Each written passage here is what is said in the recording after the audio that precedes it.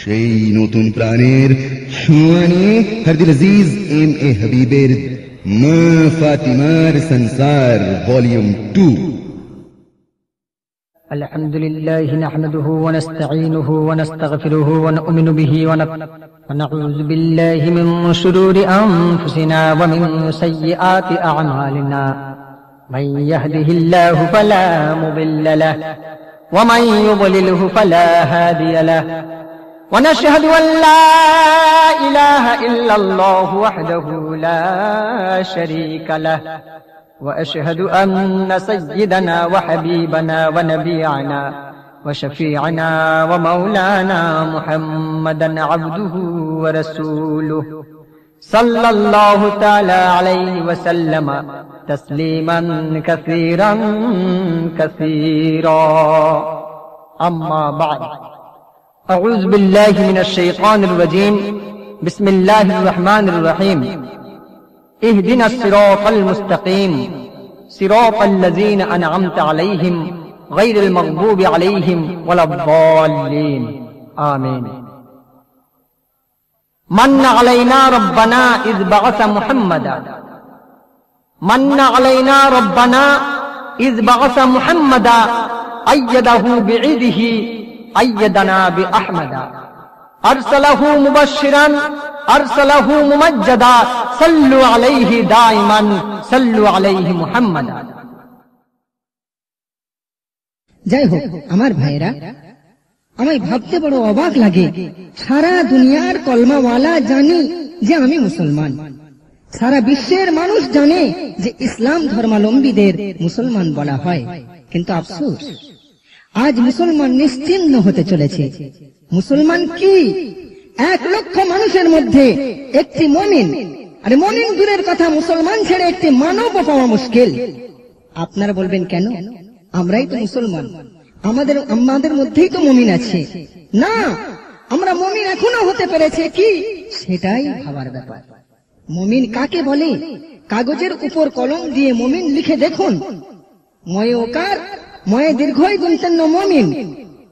এবার এ থেকে এক একটি অক্ষরের তরজমা করি আসুন।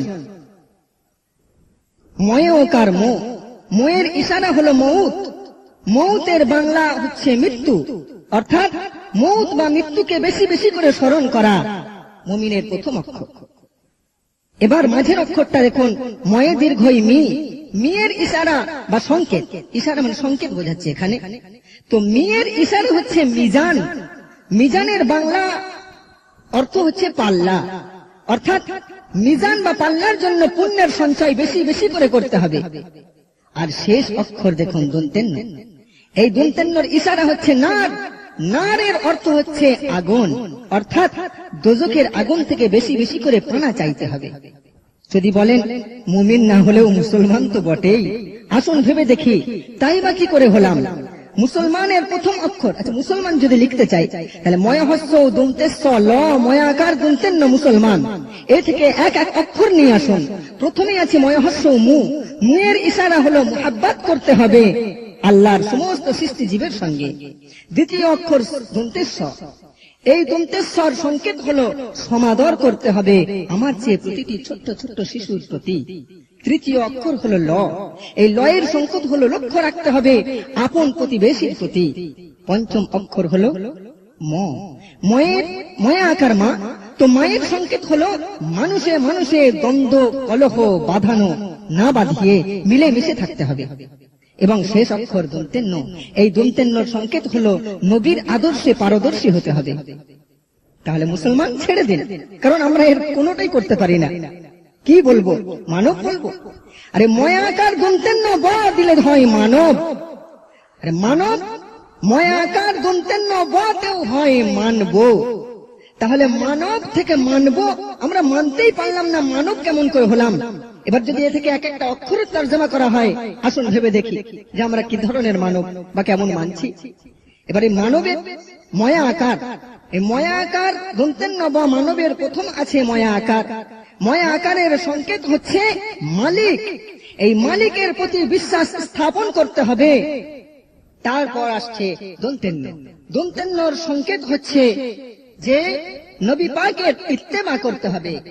আর শেষ অক্ষর হলো ব, বয়ের সংকেত হলো বর্ণ বিধান সমূহ মেনে চলতে হবে। তাহলে কোনটা বলে আমরা আমাদের আখ্যায়িত করতে পারি? তাহলে বোঝা গেল আমরা কোন শ্রেণীর মুমিন। আরে মুমিন তো দূরের কথা, মুসলমান ভাবাও ভুল, আর মানব বলে দাবি করি। একটা আদনা থেকে আদনা মানব হতে না পেরেও আমরা কিভাবে অসহায়, দুর্বল, নিপীড়িত, বঞ্চিত মানুষের অত্যাচার করে চলেছি, কিভাবে হিংসা করি সেই মুসলিমদের প্রতি।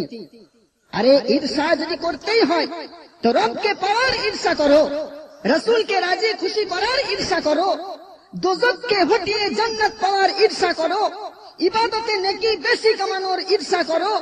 যে সম্পর্কে ঈর্ষা করার হুকুম নবী পাকের হাদিস শরীফে স্বর্ণাক্ষরে লেখা রয়েছে, যার বাংলা ব্যাখ্যা, ও নবীর উম্মাত উম্মতীরা, তোমরা যদি তোমাদের প্রভুর আরাধনার, হালাল মাল ভক্ষণ করার, সিরাতাল মুস্তাকিমের উপর চলার। এই সিরাতাল মুস্তাকিম কি, এই বিষয়ে আমি আমার আগের ক্যাসেট মা ফাতেমার সংসার নামক বয়ানের ক্যাসেটের মাধ্যমে অত্যন্ত অযোগ্যতার সহিত আমি আপনাদের যতটুকু আল্লাহ রাব্বুল আলামিন বলিয়েছেন আমি বয়ান করেছি, হয়তো আপনারা আগের ক্যাসেটে শুনেছেন। যাই হোক, এক কথায় তোমরা যদি নিজেদেরকে চির শান্তিপূর্ণ জান্নাতের ফুল বানাতে অথবা জান্নাতের অগ্রাধিকারের আশায় অন্যের প্রতি ঈর্ষা করো, আমার সন্তুষ্টি হাসিল করার প্রতি ঈর্ষা করো, আর সেই ঈর্ষান্বিত ভাব নিয়ে সবার অগোচরে সবার চেয়ে বেশি বেশি করে শানে কিবরিয়াতে ক্রন্দন করো, তো জেনে রেখো সকল বান্দার চেয়ে তোমার মতো উম্মতকে সবার আগে শাফাআত করতে আমার কোনো দ্বিধা থাকবে না। এই ঈর্ষা কোথায় করতে বলা হয়েছে, আর আমরা মাআজাল্লাহ ওই হাদিসটাকে অন্যভাবে আমল করছি। ঈর্ষা যে করি না তা নয়, দৌলত আর মালদারের প্রতি ঈর্ষা, গরিব ধনীর প্রতি ঈর্ষা, ছেলে বাপের প্রতি ঈর্ষা, ভাই ভাইয়ের প্রতি ঈর্ষা, জামাই শ্বশুরের প্রতি ঈর্ষা, আলেম আলেমের প্রতি ঈর্ষা, মাতওয়াল্লি ইমামের প্রতি ঈর্ষা ইত্যাদি। শুধু আমরা কেন, খুদ হুজুর আকরাম সাল্লাল্লাহু আলাইহি ওয়াসাল্লামের ঘরেও ঈর্ষান্বিত মনোভাবের ব্যক্তিও ছিলেন। কি ভাই ছিলেন না? আপনারা জিজ্ঞাসা করবেন যে কারা ছিলেন, একটু খুলে বলুন। আচ্ছা ঠিক আছে, নবীর ঘরে কারা ঈর্ষা করেছিলেন? তবে শুনুন, একদিন হুজুরে পাক সাল্লাল্লাহু আলাইহি ওয়াসাল্লামের বাড়িতে নবীজির কলিজার টুকরা নয়নমণি মা ফাতেমাতুজ জাহরা রাদিয়াল্লাহু তাআলা আনহা কোন এক প্রশ্ন নিয়ে গিয়ে পৌঁছালেন। সেই সময় হুজুর পাক বাড়িতে না থেকে মসজিদে ছিলেন। মা আয়েশা সিদ্দিকা রাদিয়াল্লাহু তাআলা আনহা বেটি ফাতেমাকে বসতে জায়গা দিয়ে স্বাগত জানালেন। কিছুক্ষণ বসার পর মা ফাতেমার আসার কারণ জিজ্ঞাসা করায় মা ফাতেমাতুজ জাহরা রাদিয়াল্লাহু তাআলা আনহা বললেন, হে আমার প্রাণ প্রিয়া ছোট আম্মাজান, কয়েকদিন ধরে আমার হৃদয় চাঞ্চল্য হয়ে উঠেছে একটি প্রশ্নে। প্রশ্নটা কি? প্রশ্নটা হলো, নারীদের মধ্যে কোন নারী সবার আগে জান্নাতে যাবে? এই প্রশ্ন শুনে মা আয়েশা সিদ্দিকা রাদিয়াল্লাহু তাআলা আনহা মৃদু হেসে বললেন, ভেবে দেখো তো বেটি, তোমার আব্বা হুজুর সব থেকে বেশি কাকে ভালোবাসেন? কাকে বেশি বেশি সেবা করার অধিকার দেন? কাকে নাবালিগা অবস্থায় স্ত্রী রূপে নিজের বাড়িতে এনেছিলেন? মা ফাতেমা বললেন, সে তো আপনাকে। তাহলে কি? মা আয়েশা বললেন, বাস এবার বুঝে নাও মা ফাতেমার প্রশ্নের জবাব যেন 12 আনা অসম্পূর্ণ রয়ে গেল। মা ফাতেমাতুজ জাহরা রাদিয়াল্লাহু তাআলা আনহার মনে পড়ে যায় সেদিনের কথা, যেদিনে ঈদের ময়দানে নামাজ আদায় করতে যাওয়ার পথে আমার হাসান আমার হোসেন যখন বাইনা করেছিল, ও গো নানাজি, আজকে সবার ছেলেরা আপন পিতার সাথে ঘোড়ার পিঠে, কেহ বা উটের পিঠে সওয়ার হাঁটিয়ে ঈদগাহে যাচ্ছে, আর আমাদের আব্বা গরিব বলে আমরা কি সওয়ারি পাবো না? আমরা কি সওয়ারি পাবো না? এই কথা শুনে নবী পাকের চোখ থেকে অশ্রু গড়িয়ে পড়ে। চোখের পানি মুছে নবী বলেন, আমি তোমাদের জন্য আমার 2 হাতের 2 তালু মাটিতে রেখে সওয়ারি বনে যাই, সওয়ারি হয়ে। আর তোমরা আমার পিঠের উপরে বসে যাও। নানাজির কথাতে মাসুম হাসান আর হোসেন বসে আবার প্রশ্ন করে, ও নানাজি, ও নানাজি, ওদের সওয়ারির লাগাম রয়েছে, আমাদের লাগাম কোথায়? দয়ার নবী বলেন, ও আমার প্যারা নিধিরা, আমার গর্দানে। আপনারা জানেন যে রাসূল করিম সাল্লাল্লাহু আলাইহি সাল্লাম একটি সময় লম্বা লম্বা চুল রেখেছিলেন, যেটাকে আমরা সুন্নতি চুল বলে আজও কাউকে রাখতে দেখা যায়। তো যাই হোক, রাসূল করিম সাল্লাল্লাহু আলাইহি সাল্লাম বলছেন যে আমার গর্দানে মাথায় যে বড় বড় চুলগুলো ঝুলে আছে, ওইগুলোকে শক্ত করে মজবুত করে লাগাম মনে করে ধরে নাও। আমি আল্লাহর নবী নিজেকে আরো বেশি বেশি করে ধন্য মনে করব, যেহেতু তোমরা যে আমার শুধু নাতি নও, বরং তোমরা প্রথম জান্নাতি খাতুনের 2 নয়নের 2টি তারা, প্রথম জান্নাতি খাতুনের কলিজার টুকরা তোমরা। হুজুর আকরাম সাল্লাল্লাহু আলাইহি ওয়াসাল্লামের এই মুখনিসৃত বাণীটুকু এইখানে মা ফাতেমাতুজ জাহরা রাদিয়াল্লাহু তাআলা আনহার স্মরণে এসে যায়।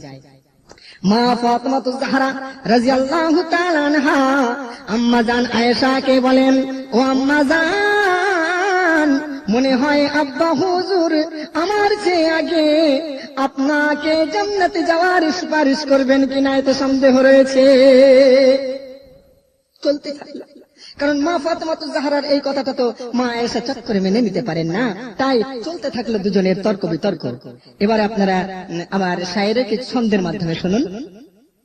ঈর্ষা করে নবীর ঘরে আম্মা বেটিতে, ঈর্ষা করে নবীর ঘরে আম্মা বেটিতে, কাহার আগে কে যাবে ওই খুদার জান্নাতে, কাহার আগে কে যাবে ওই খুদার জান্নাতে। ঈর্ষা করে নবীর ঘরে আম্মা বেটিতে, কাহার আগে কে যাবে ওই খুদার জান্নাতে, কাহার আগে কে যাবে ওই খুদার জান্নাতে। মা আয়েশা সিদ্দিকা রাদিয়াল্লাহু তাআলা আনহা নিজের প্রশংসার আলেখ্যগুলি বেটির কানে এক এক করে তুলে ধরতে লাগলেন। মা আয়েশা কি বলছেন দেখুন। মা আয়েশা কয় ফাতেমায়ে শোনো গো জাহরা, আমি যাহার সঙ্গিনী সে আল্লাহর প্যারা। মা আয়েশা কয় ফাতেমায়ে শোনো গো জাহরা, আমি যাহার সঙ্গিনী সে আল্লাহর প্যারা। শুধু তাই নয়, পিতা আমার আবু বকর প্রথম ইমানদার, সব বিবিদের চেয়েও বেশি আমার অধিকার। আমার মতো হাদিস এত নাই কারো হাতে, ওগো আমার মতো হাদিস এত নাই কারো হাতে, কাহার আগে কে যাবে ওই খুদার জান্নাতে, কাহার আগে কে যাবে ওই খুদার জান্নাতে। মা আয়েশার এই কথা শুনে বেটি হযরত ফাতেমা কিছুক্ষণ চুপ করে বসে থাকার পর সিদ্ধান্ত নিলেন, সত্যি এর উপর আর কি বলার থাকতে পারে। তবে একটি দাবি তিনি করলেন, সেটা কি? মা ফাতেমা বলে, ও মা ঠিকই বলেছো, এত কথার মাঝেও তুমি আসল ভুলেছো। মা ফাতেমা বলে, ও মা ঠিকই বলেছো, এত কথার মাঝেও তুমি আসল ভুলেছো। আসলটা কি? আর তোমার কাছে হাদিস আছে, আছে বিপুল গুণ, মাগো তোমার কাছে হাদিস আছে, আছে বিপুল গুণ, আর নাই যা তোমার আছে আমার নবীর দেহের খুন, নাই যা তোমার আছে আমার নবীর দেহের খুন। যদি কোনো ফয়সালায় জান্নাতে প্রথম তুমি যাও, আর আমি যদি তোমার পেছনে পেছনে থাকি, তো কেমনে স্বামীর খুনকে তুমি রাখবে পিছেতে? ও মা, কেমনে স্বামীর খুনকে তুমি রাখবে পিছেতে? কাহার আগে কে যাবে ওই খুদার জান্নাতে, কাহার আগে কে যাবে ওই খুদার জান্নাতে। ঈর্ষা করে নবীর ঘরে আম্মা বেটিতে, ও গো মা আর বেটিতে, কাহার আগে কে যাবে ওই খুদার জান্নাতে, কাহার আগে কে যাবে ওই খুদার জান্নাতে। হযরতে মা আয়েশা সিদ্দিকা রাদিয়াল্লাহু তাআলা আনহা ভাবনার সাগরে ঝাঁপ দিয়ে দিশা হারিয়ে ফেললেন। মনে মনে ভাবেন, বেটিকে বোঝানোর বাক্য আমার জানা আছে, কিন্তু হায়রে বলি কেমন করে, না জানি আমার কাঁধের ফারিস্তা কাতবিন যেন কোনো বেয়াদবি না লিখে ফেলে। তথাপি এই একটি কথা ছাড়া বেটিকে শোনানোর ভাষা না পাওয়ায় বাধ্য হলেন এই বলতে। মা আয়েশা কন্যাকে কি বলছে দেখুন। শোনো বেটি আমার একটি কথা শোনো আজ, সত্য কথা বলছি যেন হইও না নারাজ। শোনো বেটি আমার একটি কথা শোনো আজ, সত্য কথা বলছি যেন হইও না নারাজ। নবীর মুখে শুনেছি যা সাক্ষ্য দেয় কোরআন, বিবাহিতা কন্যার আগে বেগমের স্থান। মন গড়া নয় বলছি তোমায়, মন গড়া নয় বলছি তোমায়, নবীর কথাতে তোমার পিতার কথাতে। আরে কাহার আগে কে যাবে ওই খুদার জান্নাতে, কাহার আগে কে যাবে ওই খুদার জান্নাতে। এই কথা শুনে মা ফাতেমা জাহরা রাদিয়াল্লাহু তাআলা আনহা আর বসে থাকতে পারলেন না। ঝরঝর করে কাঁদতে কাঁদতে নিজের বাড়ির পথে রওনা হলেন। দৃষ্টিশক্তি ঝাপসা হয়ে আসে, চৌখাটে পা রেখে আছাড় খেয়ে পড়ে যায়। মার কাছে দৌড়ে আসে হোসেন আর হাসান, মাথায় মুখে পানি দিয়ে জিজ্ঞাসা করে, মা গো কাঁদছো কেন, বলো বলো আমাদের কারণ কি তোমার এই কান্নার। মাসুম দুই লালের মুখে মৃদু চুম্বন দিয়ে কম্পিত সারে ফাতেমা বলতে থাকে, বাবারে আগে কোনদিন যদি জানতাম বিবাহের পর পিতার দয়ার দৌলত থেকে কন্যারা এইভাবে বঞ্চিত হয়ে যায়, কমে যায় তার অধিকার, তাহলে এই অভাগিনী হয়তো সারা জীবন অনুরায় রয়ে যেতাম। তখন আর তোমাদের নানি জান, আমার ছোট আম্মা জান আয়েশা আমার যে আগে জান্নাতে যাওয়ার কথাই ভাবতে পারতো না। ইমাম হোসেনের এই কথা শুনে হুজুরে করিম সাল্লাল্লাহু আলাইহি ওয়াসাল্লাম রাগম্বিত হওয়ার কথা ছিল নাকি ভাই? কিন্তু তিনি রাগম্বিত হওয়ার বদলে মুচকি হেসে ফেললেন এবং বুকে জড়িয়ে ধরে পেশানিতে একটি হালকা চুম্বন দিয়ে ফিসফিসিয়ে জিজ্ঞাসা করেন। কি জিজ্ঞাসা করছেন হুজুর? কে যে তোমায় রাগালো ভাই বলো আমায় আজ, অমন করে কেন ওরে খুলে দিলে রাজ। কে যে তোমায় রাগালো ভাই বলো আমায় আজ, অমন করে কেন ওরে খুলে দিলে রাজ। সুযোগ বুঝে তখন ইমাম হোসেন নানি জান হযরত আয়েশার দিকে মুখ ফিরিয়ে বলতে লাগলেন, মা আয়েশাই কয় নওয়াসা বলুন নানি জান, ও নানি জান, নানি জান। মা আয়েশাই কয় নওয়াসা বলুন নানি জান, জান্নাতের ওই শীষ মহলে আগে কাহার স্থান, জান্নাতের শীষ মহলে আগে কাহার স্থান। বাধ্য হলাম ও নানাজি। এইটুকুতেই আকা ইনামদার বুঝে নিলেন যে আয়েশার সঙ্গে নিশ্চয়ই কিছু একটা হয়েছে।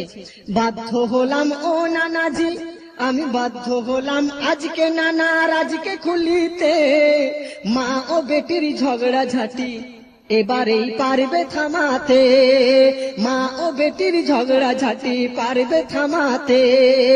ঈর্ষা করে নবীর ঘরে আম্মা বেটিতে, ও গো মা আর বেটিতে, কাহার আগে কে যাবে ওই খুদার জান্নাতে, কাহার আগে কে যাবে ওই খুদার জান্নাতে। এবার শুনুন কিসের ফয়সালা, কাদের ফয়সালায় বসেছেন আল্লাহর দোস্ত উম্মতের কান্ডার। একদিকে মা আয়েশা অম্লান দৃষ্টিতে তাকিয়ে আছেন স্বামীর মুখ পানে, আর একদিকে কলিজার টুকরা নয়নমণি বেটি ফাতেমা জাহরা রাদিয়াল্লাহু তাআলা আনহা কর্ণপাত করতে অপেক্ষায় রয়েছেন আব্বা হুজুরের উত্তরের আশায়। সকলে ইন্তজারে আছে নবী পাকের পাক জবান থেকে আগে কার নাম উচ্চারিত হয় শোনার জন্য। মা আয়েশার মনের আশা, নবী বুঝি বলবে আমার কথা, আর মা ফাতেমা ভাবছে আমায় দুঃখ দেবে না পিতা। মা আয়েশার মনের আশা নবী বলবে আমার কথা। আর মা ফাতেমা ভাবছে আমায় দুঃখ দেবে না পিতা। সামনেতে আছে বেটি আর পাশে আছে বিবি, কারে কাদাই কারে হাসাই ভাবছে নীরব নবী। সামনেতে আছে বেটি আর পাশে আছে বিবি, কারে কাদাই কারে হাসাই ভাবছে নীরব নবী। হাসান হোসেন তাকিয়ে আছে নানার পানেতে, ওগো হাসান হোসেন তাকিয়ে আছে নানার পানেতে। কার আগে নাম হয় উচ্চারণ শুনবে কানেতে। ঈর্ষা করে নবীর ঘরে আম্মা বেটিতে, ওগো মা আর বেটিতে। কাহার আগে কে যাবে ওই খুদার জান্নাতে, কাহার আগে কে যাবে ওই খুদার জান্নাতে। এখানে আল্লাহ রসুল যে মারাত্মক এক প্রশ্নের সম্মুখীন হয়েছেন, আল্লাহ কি জানেন না? জোরে বলুন। নবীর হর হালতের খবর রাখনেওয়ালা কে? আপনার আমার অন্তর্যামী কে? কীট পতঙ্গ পশু পাখি পাহাড় পর্বত মরু গুহার রাখওয়ালা কে? আসমানের উপর জমিনের নিচে যা কিছু আছে এবং সারা ভূমণ্ডলের একচ্ছত্র আধিপত্য কার হাতে? জোরে বলুন। কোন সন্দেহ নাই তো? আল্লাহ রাব্বুল আলামিন জিবরিল আমিন আলাইহিস সালাতু ওয়াস সালাম কে বলে পাঠান, ওগো জিবরিল আমার রাসূলকে গিয়ে জানিয়ে দাও আমি আল্লাহ तमाम মানবকে সৃষ্টি করেছি নিঃস্ব গরিব করে, আর প্রেরণ করে থাকি নাঙ্গা শূন্য হাতে। আর সেই দিন যখন আমি ডেকে নেব, সেদিন কেউ দুনিয়ার সঞ্চয়িত দ্রব্য নিয়ে আমার কাছে আসতে পারবে না। অতএব হে রাসূল, আমি গরিবকে বড় ভালোবাসি। আল্লাহর ভালোবাসা মানেই তো রাসূলের ভালোবাসা, নাকি ভাই? তো হাবিবে আজম সাল্লাল্লাহু আলাইহি ওয়াসাল্লাম ভাবতে লাগলেন, আমার নিকটে বসা দুই নারীর মধ্যে কার গরিবী বেশি জাহির হয়। এতক্ষণ মাথা নিচু করে থাকার পর চেহারা মুবারক সামান্য উঠালেন এবং বললেন, আল্লাহ রাসূল কি বলছে দেখুন, খোদার হাবিব ভাবছে গরিব দুটোই সওয়ালি, দেখতে হবে কার পরনে আজ বেশি তালি। খোদার হাবিব ভাবছে গরিব দুটোই সওয়ালি, আর দেখতে হবে কার পরনে আজ বেশি তালি। তারপর গুনতে হুকুম দিলেন নবী, তালি বেশি কার? গুনতে হুকুম দিলেন নবী, তালি বেশি কার? আর দেখা গেল একটি তালি বেশি ফাতেমার। খোদার হাবিব ভাবছে গরিব দুটোই সওয়ালি, দেখতে হবে কার পরনে আজ বেশি তালি। খোদার হাবিব ভাবছে গরিব দুটোই সওয়ালি, আর দেখতে হবে কার পরনে আজ বেশি তালি। তারপর গুনতে হুকুম দিলেন নবী, তালি বেশি কার? গুনতে হুকুম দিলেন নবী, তালি বেশি কার? আর দেখা গেল একটি তালি বেশি ফাতেমার। দেখা গেল একটি তালি বেশি ফাতেমার। দেখা গেল একটি তালি বেশি ফাতেমার।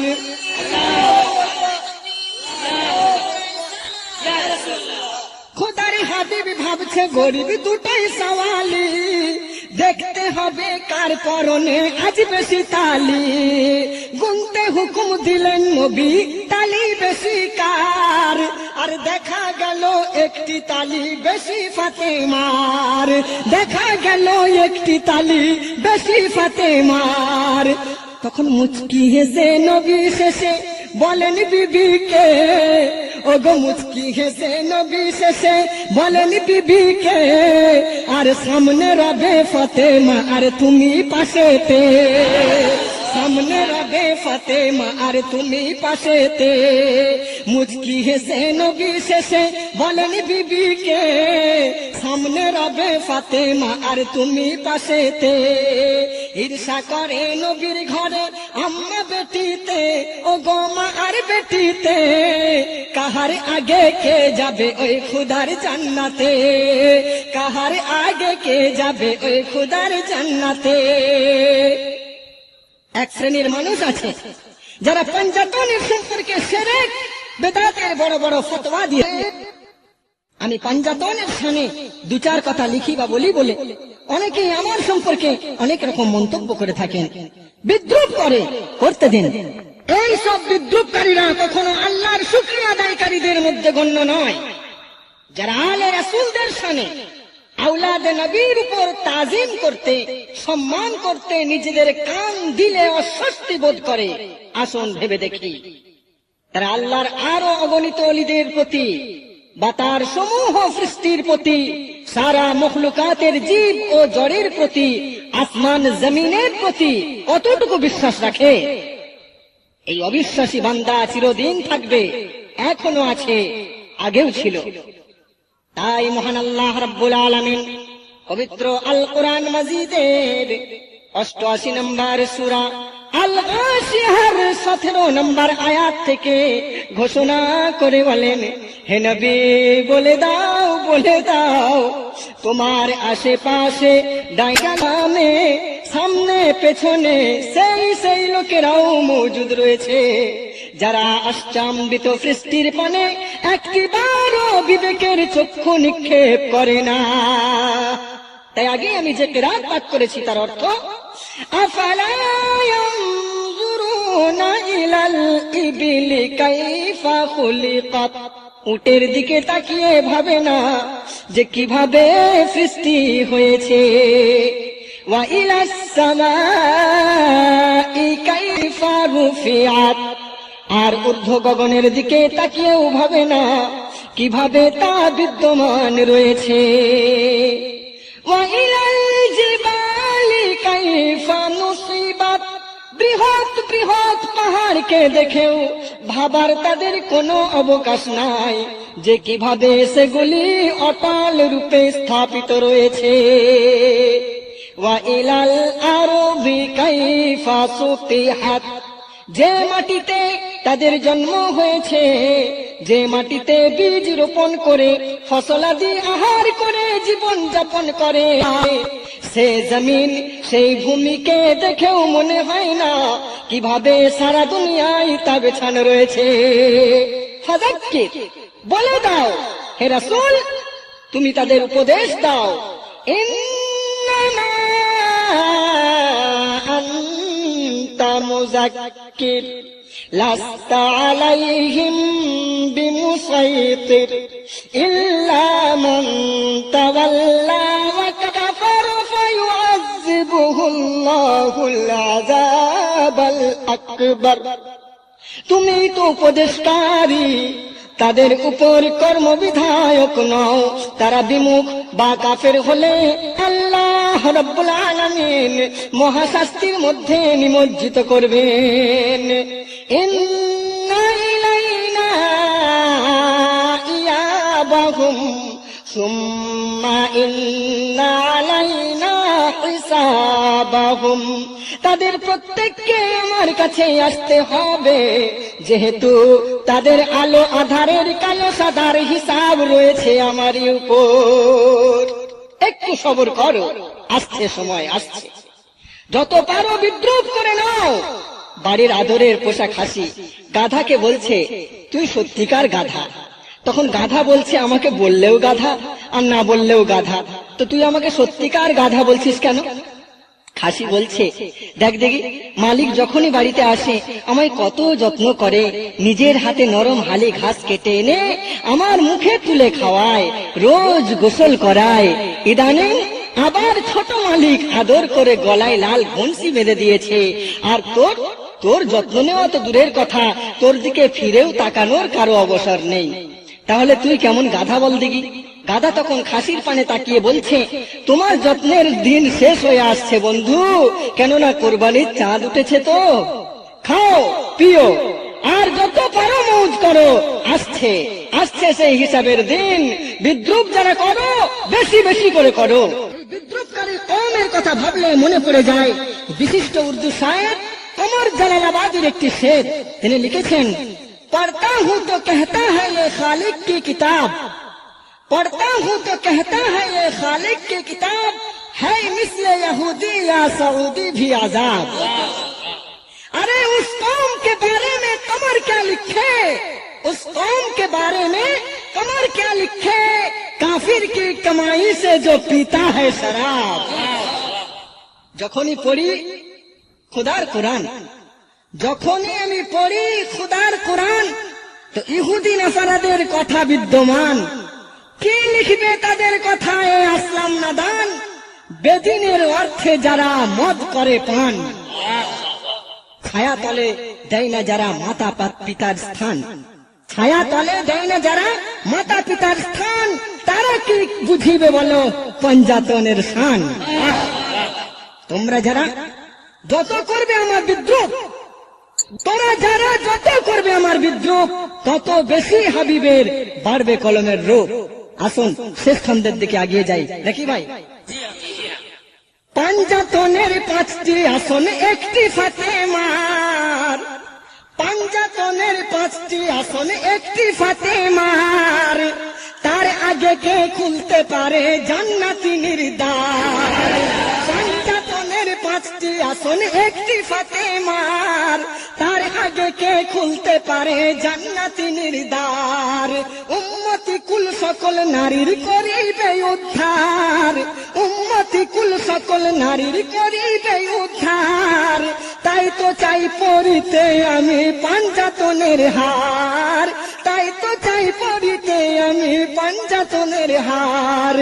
আমল নামাই ইমান সাজাই আজকের রাতে, আমল নামাই ইমান সাজাই আজকের হিসাতে, আর তাদের প্রেমে অধম এম.এ. হাবিবের সাথে, তাদের প্রেমে অধম এম.এ. হাবিবের সাথে। ঈর্ষা করে নবীর ঘরে আম্মা বেটিতে, ও গো মা আর বেটিতে, কাহার আগে কে যাবে ওই খুদার জান্নাতে, কাহার আগে কে যাবে ওই খুদার জান্নাতে। যাই হোক ভাই, তাহলে এতক্ষণ যাবো তো আমরা সবাই বুঝতে পারলাম মা ফাতেমাতুজ জাহরা ইমাম হাসান হুসাইন সম্পর্কে কিছু কথোপকথন, ভাই পাঞ্জাতনের ভেদ কি, তাই না? এবার আসুন যে কথাই আমি প্রথম শুরু করেছিলাম, যে আমাদের অন্তরে যদি ঈর্ষা থাকে, হিংসা যদি থাকে, তাহলে আমরা কিন্তু আসল মঞ্জিলে মকসদ পর্যন্ত পৌঁছানো আমাদের জন্য বড় মুশকিল হয়ে যাবে। যেমন কোন এক শায়ের লিখেছেন, আর শীতে যদি মোর চাপায়ে ছবি দেখা যায় না, আর শীতে যদি মোর চাপায়ে ছবি দেখা যায় না, আর ঈমান যদি কামেল না হয় নবী পাওয়া যায় না, ঈমান যদি কামেল না হয় তো নবী পাওয়া যায় না। কাহার সুরাত কে দেখবে বলো, ও গো কাহার সুরাত কে দেখবে বলো, আর সে খুদ বেড়াইলো, আর কে তোলে মামিনার কোলে, কে আরো সে রয়ে গেল। এ সম্পর্কে যাওয়ার যদিও আমার উদ্দেশ্য নয়, কিন্তু এখন কথা হলো যে আমাদের মনের ময়লাকে প্রথমে পরিষ্কার করতে হবে। দেখুন ভাই, একটি লোহার টুকরো যদি আপনি কামারশালায় নিয়ে যান, তো সেই লোহাটাকে কামার কি করবে, আগুনে পুড়িয়ে তাকে লাল করবে। ঠিক লাল করার পরেই যদি সে আবার পানিতে ডুবিয়ে দেয় কিংবা কোথাও রেখে দেয়, তাহলে সেই টুকরাটি যা ছিল ঠান্ডা হয়ে পড়ে তাই হয়ে যাবে। কিন্তু কামারটাকে রেখে দেয় না, সেই সুযোগের সদ্ব্যবহার করে। কেমন করে করে? পুড়িয়ে ফেলার পর তাকে পিটিয়ে পিটিয়ে আস্তে আস্তে একটা অস্ত্র যাই হোক কিছু একটা তৈরি করে।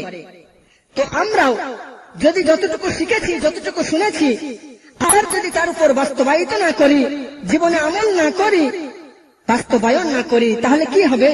ঠিক আমরাও এরকম যেমন নাকি না পিটিয়ে সেই লোহার টুকরাটা লাল হয়েও তার মধ্যে কোনো লাভ হলো না, কোনো ফায়দা হলো না, আমাদের জীবনে ওরকম কোনো লাভ হবে না। কতটুকু আমরা লাভের পথে আছি, কতটুকু লসের পথে আছি। আগেও যে কথা বলেছি, আমরা মুসলমান বলে দাবি করি, কিন্তু কতখানি আমরা নবীর আদর্শে আদর্শবান নিজেদেরকে একটু ঠিক করে দেখি না, একটু ভাবার অবকাশ পাই না। আল্লাহ রাসূলের কি তরিকা ছিল দেখুন, একটি কথা মনে পড়ে যায়। হুজুরে আকরাম সাল্লাল্লাহু আলাইহি ওয়াসাল্লাম যখন ওই কালমার প্রচার শুরু করে দিলেন, একজন বৃদ্ধা নবীজির এই কলমা প্রচারকে অত্যাচার মনে করলো, পাপাচার মনে করলো। তখন সে কি করলো, ওই নিজেদের দরবার থেকে গাঁটরি বেঁধে যা খোলামালা তার ছিল সমস্ত গাঁটরিকে মাথায় করে নিয়ে আর অন্য দেশে পালিয়ে যাওয়ার চেষ্টা করছে।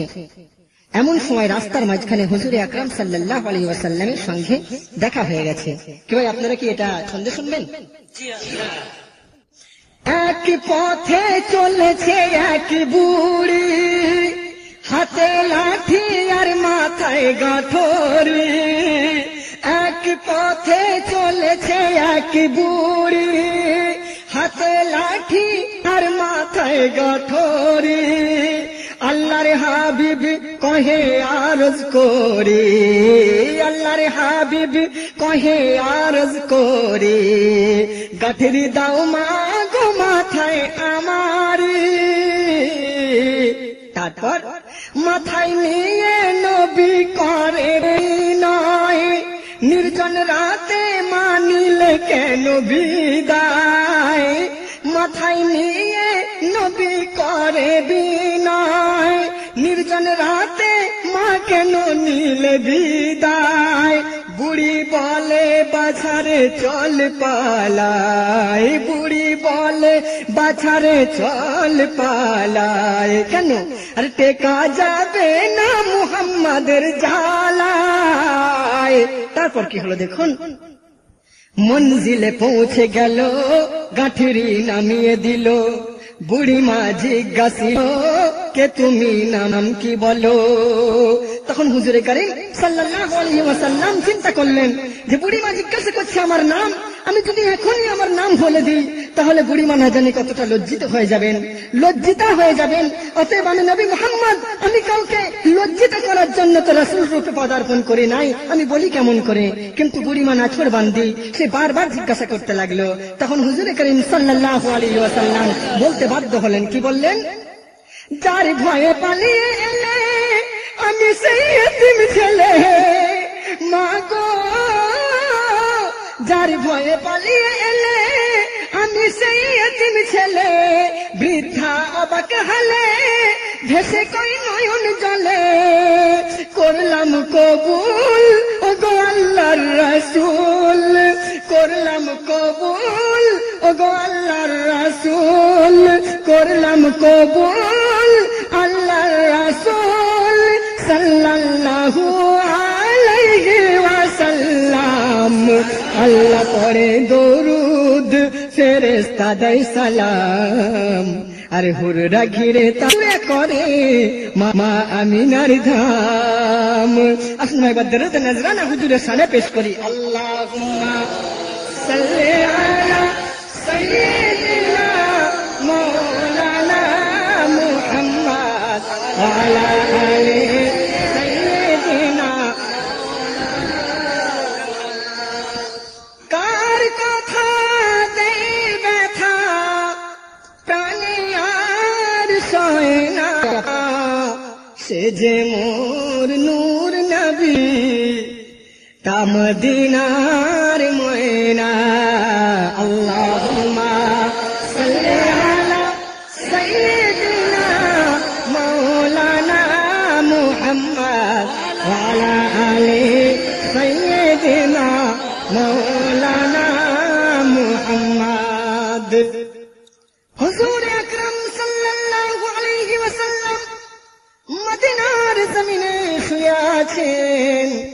হাদিস শরীফের হিকায়াতে রয়েছে, নবীর মাজার মুবারকের মাথার দিকে একটি ফেরেশতা দাঁড়িয়ে আছে আর লক্ষ্য রাখে তার কাজ যে আমার নবীর শানে तमाम বিশ্বের জমিন থেকে কোন কোন কোণা থেকে, কোন কোন জায়গা থেকে, কোন মরুভূমি থেকে, কোথায় আসর আর বাসর থেকে আমার নবীর উম্মতিরা দরুদের নজরানা পাঠায়।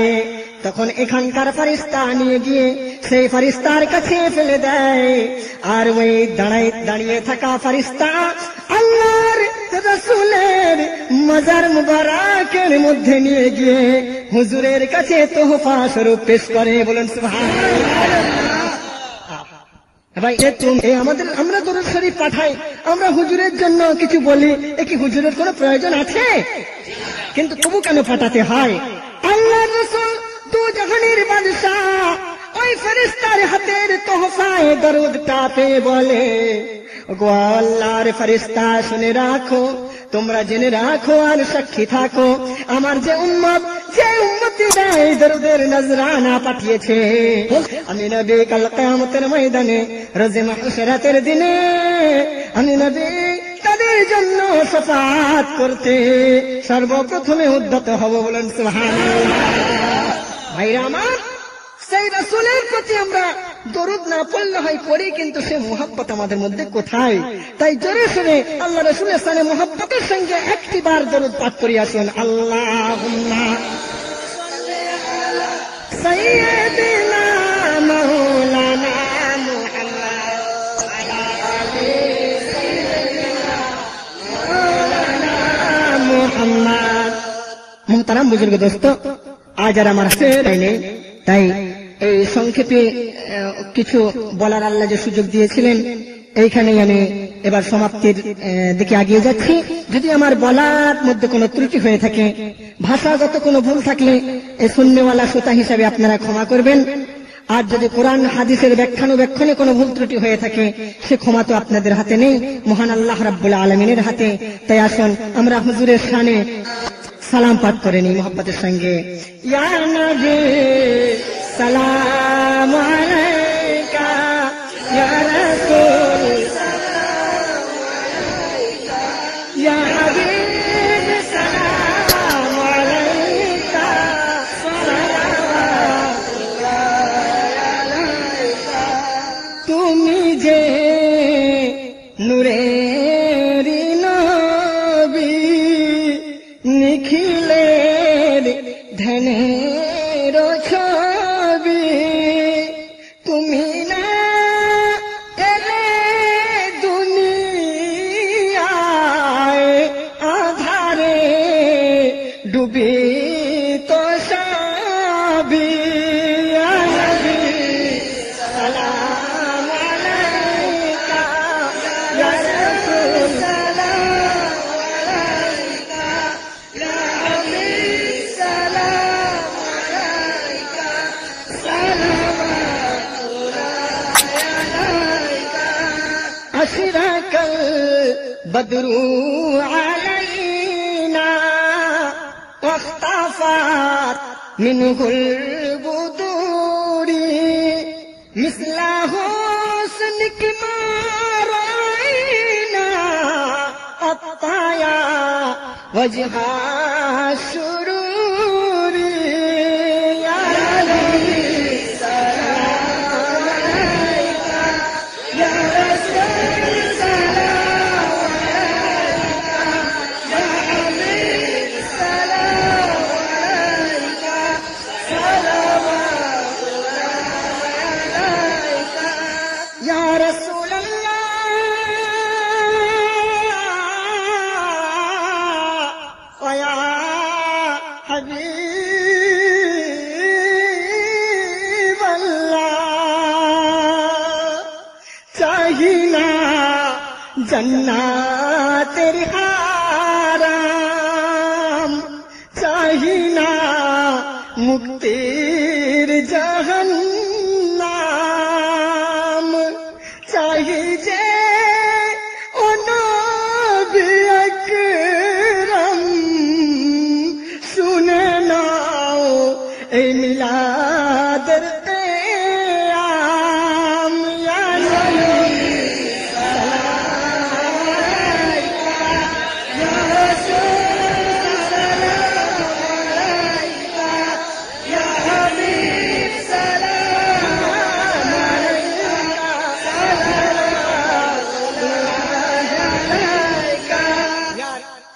আসুন ভাই, আমরা ক্ষমাতক্ষণ যাবতীয় যা কিছু শুনলাম, আমাদের এর মধ্যে যতটুকু ভুল ভ্রান্তি বেয়াদবি হয়ে গেছে আল্লাহর কাছে ক্ষমা প্রার্থনা করে আল্লাহর দরবার থেকে আমরা কিছু চেয়ে নিই। আল্লাহুম্মা আমিন। রব্বানা যালামনা আনফুসানা ওয়া ইল্লাম তাগফির লানা ওয়া তারহামনা লানাকুনান্না মিনাল খাসিরিন। রব্বানা তাকাব্বাল মিন্না ইন্নাকা আনতাস সামিউল আলিম ওয়া তুব আলাইনা ইন্নাকা আনতাত তাওয়াবুর রহিম। আয় আল্লাহ পাক পরওয়ারদিগার বেনিয়াজ মাওলায়ে করিম, আজকে আমার মতো একজন নগণ্য বক্তাকে আয় আল্লাহ তোমার এই পবিত্র মাহফিলে যে দু চার কথা বলার সুযোগ করিয়ে দিয়েছেন, আয় রব্বুল আলামিন এর মধ্যে নিশ্চয়ই কিছু ভুল ভ্রান্তি হয়ে থাকতে পারে। আয় আল্লাহ তুমি দয়া করে মেহেরবানি করে নিজ গুণে সমূহ ভুল ভ্রান্তিকে ক্ষমা করে দাও। আমাদের জীবনের বিগত সমূহ গুনাহগুলোকে মাফ করে দাও রব্বুল আলামিন। আয় আল্লাহ আমরা যেমন পাপ করতে ভালোবাসি, আল্লাহ গো তুমি মাফ করতে ভালোবাসো। আয় রব্বুল আলামিন দয়া করে মেহেরবানি করে রাতের গুনাহ, দিনের গুনাহ, আলোর গুনাহ, অন্ধকারের গুনাহ, আয় রব্বুল আলামিন ছোট গুনাহ, বড় গুনাহ, জেনে গুনাহ, অজেনে গুনাহ, আয় আল্লাহ সকল গুনাহগুলোকে আমাদের প্রত্যেকের তুমি ক্ষমা করে দাও। আয় রব্বুল আলামিন আমরা যা কিছু বলেছি শুনেছি, আমাদের মধ্যে যতটুকু সওয়াব তুমি দান করবে আল্লাহ, সমষ্টিগত সওয়াবটুকু নিয়ে হুজুর আকরাম সাল্লাল্লাহু আলাইহি ওয়াসাল্লামের পাক আরওয়াহ মুবারাকায় পৌঁছে দাও। আদি পিতা হযরত আদম আলাইহিস সালাতু ওয়াস সালাম থেকে নিয়ে হযরত ঈসা আলাইহিস সালাতু ওয়াস সালাম পর্যন্ত যত গুজরে গেছেন রাসূল গুজরে গেছেন, আল্লাহ তাদের আরওয়াহ মুবারাকায় পৌঁছে দাও রব্বুল আলামিন। যত সাহাবায়ে কেরাম, সুহাদায়ে কেরাম, সালিহিন কিরানে কেরামরা গুজরে গেছেন, আয় আল্লাহ তাদের প্রত্যেকের পাক আরওয়াহ মুবারাকায় পৌঁছে দাও। আল্লাহ তাআলা तमाम বিশ্বের বুকে যত কবরবাসীরা কবরের মধ্যে শুয়ে আছে, আল্লাহ গো তাদের পবিত্র আরওয়াহ মুবারাকায় পৌঁছে দাও। तमाम বিশ্বের বুকে যত শরীফ সুরাফা রয়েছেন, আয় আল্লাহ প্রত্যেকটি শরীফ সুরাফার পীর মুর্শিদানদের কেরামের ওই পবিত্র আরওয়াহ মুবারাকায় পৌঁছে দাও। আল্লাহ তাআলা আমরা যারা এই পবিত্র মাহফিলে হাজির হয়ে দুটি হাত তুলে আমিন আমিন করছি, আল্লাহ গো আমাদের প্রত্যেকের গোপন মনের মনোবাসনা, জায়েজ মনের মনস্কামনা, নেক মনের মনোবাঞ্ছনাকে আল্লাহ তুমি পূর্ণ করে দাও। আয় রব্বুল আলামিন আমাদের শ্রদ্ধেয় শায়ের কবি গুলজার সিপাহী যে তত্ত্বাবধান নিয়ে আজকের অনুষ্ঠানকে অনুষ্ঠিত করিয়েছিলেন, আল্লাহ তার নেক মকসুদকে তুমি পূর্ণ করে দিও। আয় আল্লাহ আমরা চাইতে জানি না, মানতে জানি না, তবুও তোমার নবীর উম্মত হওয়ায় অনুমতি থেকে যদি কেউ তোমার কাছে পছন্দনীয় বান্দা না হয়ে থাকে, তো হুজুর আকরাম সাল্লাল্লাহু আলাইহি ওয়াসাল্লামের পাক ওসিলায় আমাদের প্রত্যেকের আমিন বলাকে কবুল করে নাও রব্বুল আলামিন। অতক্ষণ পর্যন্ত আমাদের মৃত্যু দিও না যতক্ষণ না পর্যন্ত আমরা তোমার এবং তোমার রাসূলের প্রিয় পাত্র না হতে পারি। সুবহান রাব্বিকা রাব্বিল ইজ্জাতি আম্মা ইয়াসিফুন ওয়া সালামুন আলাল মুরসালিন ওয়ালহামদুলিল্লাহি রাব্বিল আলামিন। আমিন সুম্মা আমিন। বিহাক্কাতি কালিমাতি তাইয়্যিবাতি লা ইলাহা ইল্লাল্লাহ, লা ইলাহা ইল্লাল্লাহ, লা ইলাহা ইল্লাল্লাহ মুহাম্মাদুর রাসূলুল্লাহ সাল্লাল্লাহু আলাইহি ওয়াসাল্লাম। আসসালামু আলাইকুম। महबूब राना का प्यार भरा आदाब, फनकार মোহাম্মদ আসলাম হাবিব ও বিশ্ববরেণ্য নগমনিগার গুলজারের সম্মিলিত প্রচেষ্টায় বেনজির আন্দাজের বেমিসাল মা ফাতিমার সংসার ভলিউম 2 বনের ভাইও মোহাম্মদ আসলাম হাবিব অর্থাৎ এম.এ. হাবিবের আত্মপ্রকাশ ইসলামী গজলের দুনিয়ায় একমাত্র আলোড়ন সৃষ্টিকারী গুলজার ও সাবেরার তত্ত্বাবধানে পরিস্ফুটিত ফকিরে মদিনা ইয়ানি কে ফকিরে মদিনার সঙ্গে মুহতারাম আপনাদের ভালোবাসা ও দোয়ার ফজিলত থেমে থাকতে হয়নি তাকে, এরপর দস্তক দিয়েছে আপনাদের মনে। শাহে মদিনা, তায়ারে মদিনা, রাহে মদিনা ও সরতাজে মদিনা তৎসহ নওয়াসায়ে রসুল, তরজামায়ে কুরআন ইত্যাদি।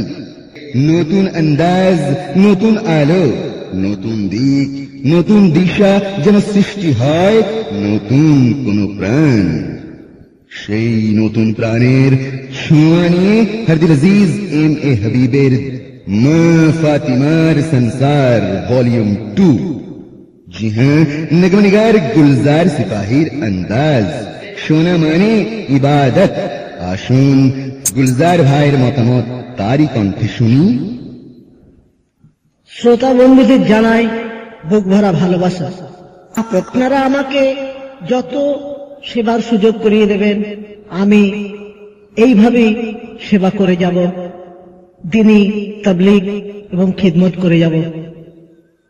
আর এই ফাতেমার সংসার সত্যি আমাকে খুব ভালো লেগেছে, তাই ভলিউম 2 আবার আপনাদের হাতে তুলে দিলাম। আশা করি ভালো লাগবে।